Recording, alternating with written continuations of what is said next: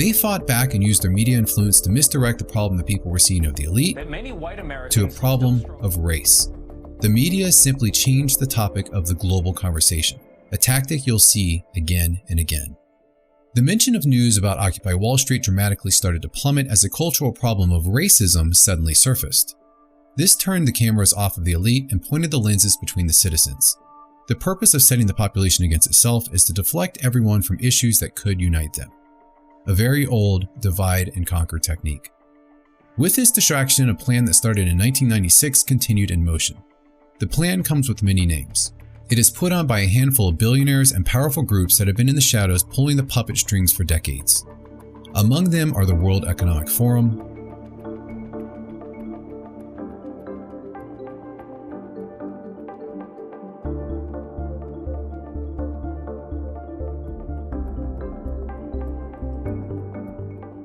and the military-industrial complex. The acquisition of unwarranted influence, whether sought or unsought, by the military-industrial complex. These are very powerful people who are openly stating they want even more control. In late 2016, another turn of events happened. American citizens put someone in the White House that had spent 2 decades openly stating he was against the elite parasitic class. It's important to distinguish the differences of the 1%. Billionaires are not inherently bad. However, billionaires who manipulate the government to gain more wealth and power for themselves are the parasite class. In addition to Trump taking office, people of Hong Kong were protesting against China's overtake of their country, yellow-vested patriots of France stood up against their government, and citizens protested in the streets of socialist countries around the world. This new uprising went on for years. At the beginning of 2020, an anti-elite citizen was easily looking slated for another 4 years in the White House. This is a problem for those at the top who are really in power and fearing they could lose it. And support President Donald Trump.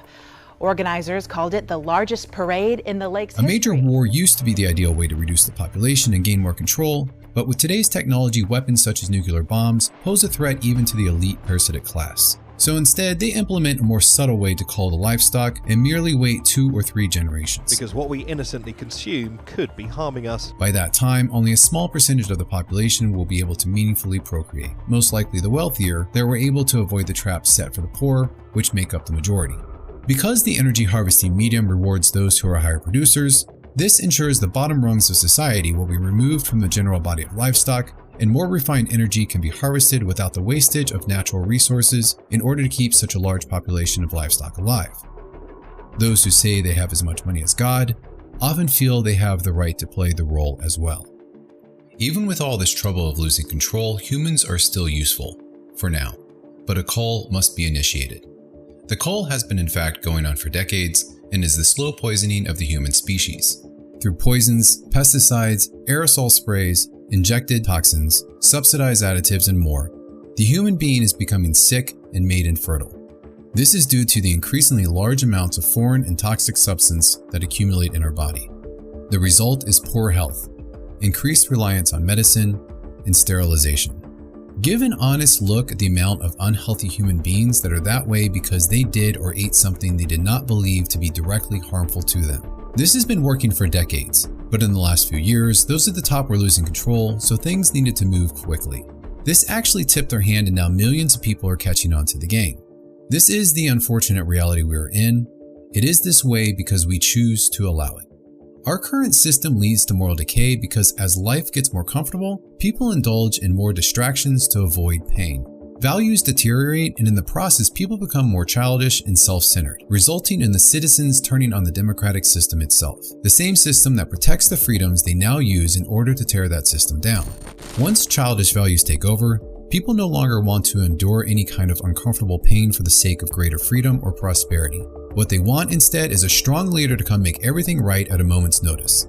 They want instant gratification. They want a tyrant. What's happening in America right now and around the world is nothing new in terms of the structure of the plan. It's been used many times in many countries. Hitler is a well-known example.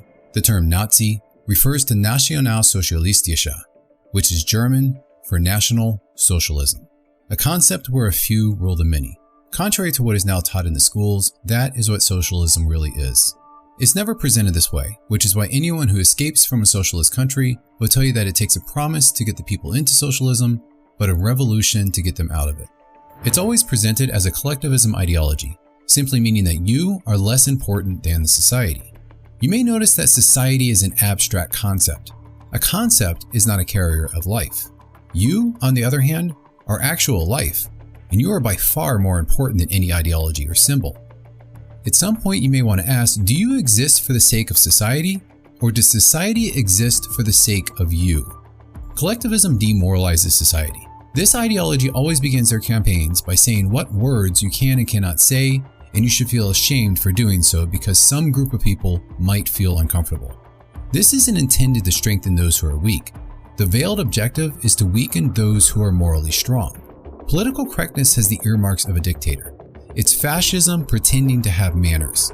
America is not systemically racist, yet we've gone so far as being afraid to use the adjective black when describing a crayon.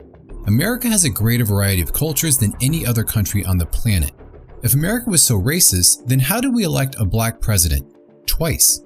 Only a small portion of the population believes there's a problem among the citizens. That small portion creates a distraction from the real problem. They don't seem to realize that when a flag representing your community is flown over every US embassy around the world, then you are not oppressed. We are living in an age where you can build an entire culture around anal sex and gender fluidity, then parade the streets with giant dildos and call it pride. While at the same time, if you say you're proud to come from the people that gave the world Aristotle, Shakespeare, and Beethoven, then you're called an evil racist monster. This push is not conducive for a healthy society, and that's the point. The notion of this transphobic premeditated pronoun abuse soused in white supremacist pancake syrup has the same objective any collectivism dictator wants, which is to remove the freedom for you to express your thoughts. Because everyone who has power knows that is how you take control of the masses and silence your enemies. Yuri Bezmenov, a KGB defector, explained this quite well over 30 years ago. It's a great brainwashing process which goes very slow, and it's divided in 4 basic stages. The first one being demoralization. Exposed to the ideology of the enemy is being pumped into the soft heads of at least 3 generations of American students. Most of it is done by Americans to Americans, thanks to lack of moral standards. A person who was demoralized is unable to assess true information. The facts tell nothing to him. When a military boot crashes his balls, then he will understand, but not before that. That's the tragic of the situation of demoralization. The next stage is destabilization, and it takes only from 2 to 5 years to destabilize a nation. The next stage, of course, is crisis. It may take only up to 6 weeks to bring a country to the verge of crisis. And after crisis, with a violent change of power, structure, and economy, you have so-called the period of normalization. It may last indefinitely. This is what will happen in the United States if you allow all these schmucks to bring the country to crisis, to promise people all kind of goodies and the paradise on earth, to destabilize your economy, to eliminate the principle of free market competition, and to put a big brother government who will promise lots of things, never mind whether the promises are fulfillable or not.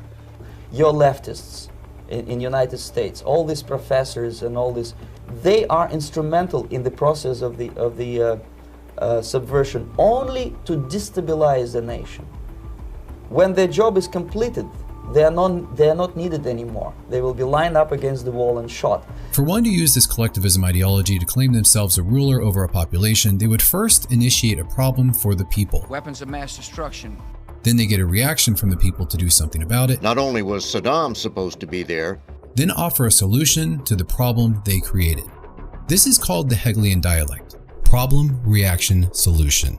This tactic is used over and over throughout the process of the takeover. The structure of the takeover is simple. Use money to buy, influence, or blackmail highly positioned people in big corporations, politics, and media. Cripple the middle class economically so they no longer have power. Offer a dramatically increased dependency on the government as a relief from the economic hardship created by the government.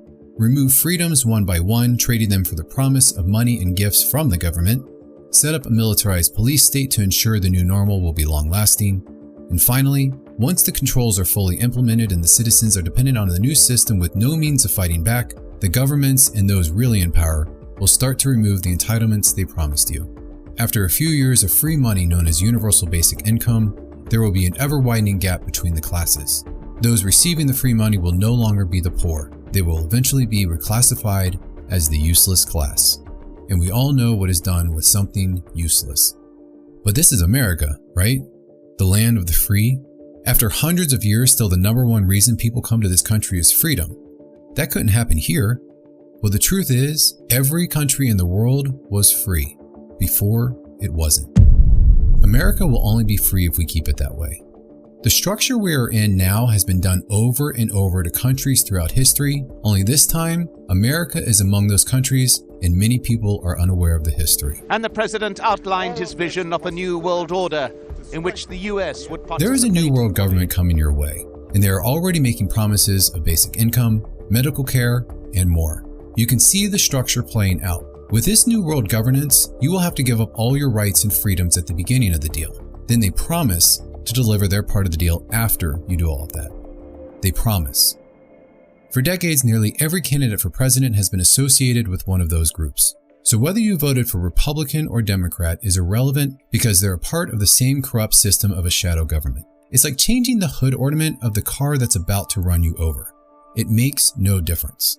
However, the citizens will never revolt against those hiding in the shadows if they continue to be fooled by an illusion of choice every few years. A lot of people say they didn't particularly like Trump, but they loved and respected what he did for this country and for the world. His actions showed he is not a part of the shadow government. That's validated even further when you watch the media. This guy is the worst ever.